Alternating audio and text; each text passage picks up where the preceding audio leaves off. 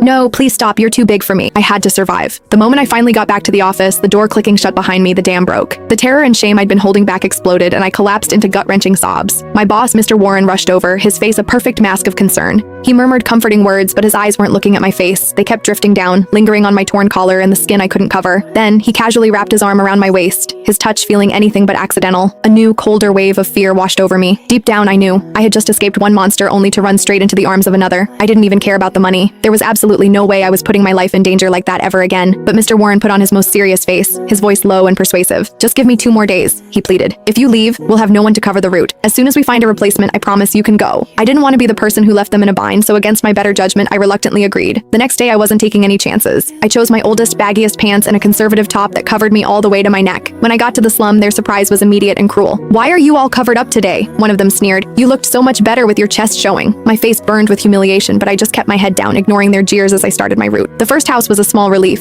The man had a wife who glared at me from the doorway, so he barely gave me a second look. But my heart was pounding in my chest thinking about the second house, the one with the single man who had acted like a starved dog the day before. My plan was to just throw the contraceptives inside and run for it. I was just a few feet from the door when I felt strong arms clamp around me from behind, lifting me clean off the ground. Before I could even scream, I was being dragged into the suffocating darkness of the house. My eyes struggled to adjust, and when they did, my blood turned to ice. It wasn't just him. There were 4 of them in the room, their shapes little more than shadows in the gloom. All I could see were 4 sets of gleaming white teeth, a terrifying smile in the darkness. Panic seized me and I clutched my arms to my chest. "What? What are you doing?" I whispered, my voice trembling so hard I could barely speak. The man in front sneered, his voice a low growl. "None of us have wives. You keep bringing us these little packages, so now you're gonna help us use them." It was so insane it didn't feel real, but I knew arguing with monsters like this was pointless, so I tried to sound braver than I felt. "Stay back," I warned, my voice shaking. "What you're doing is illegal, you can't do this." They just laughed. My warning was completely useless. The leader grabbed me again, hoisting me up effortlessly as 2 others wrenched my legs apart. "You wore a skirt yesterday, why the pants today?" one of them taunted, his breath hot on my face. "Were you waiting for us to take them off for you?" My head felt like it was going to explode. "Let go of me right now," I screamed, kicking and fighting with everything I had. But in the next instant, I felt a terrible tearing sound as they ripped my pants off, exposing my bare legs to the cold, musty air. One of them reached his hand between my thighs, his fingers violating me with a horrifying speed. A sickening warmth coiled deep in my stomach, a sensation my body produced without my permission. To be held up in the air like that, exposed and helpless, filled me with a shame so profound it had no name. They tore the rest of my clothes away until I was completely naked, held up in the air by their rough hands. I felt a traitorous tingle run through me, a wave of unwanted physical response that made me feel like I was drowning. "And you say you don't want it?" the leader sneered. "Your panties are soaked. You're dying for this." Then he stood between my legs, revealing himself. My breath caught in my throat. It was so impossibly big, I knew I couldn't take it. A single terrifying thought screamed through my mind. "He's going to tear me apart." "Please, no," I begged, the words barely a whisper. "You're too big. I can't handle it. You'll kill me." But he just gripped my thighs tighter, and with a brutal, devastating force, he thrust forward.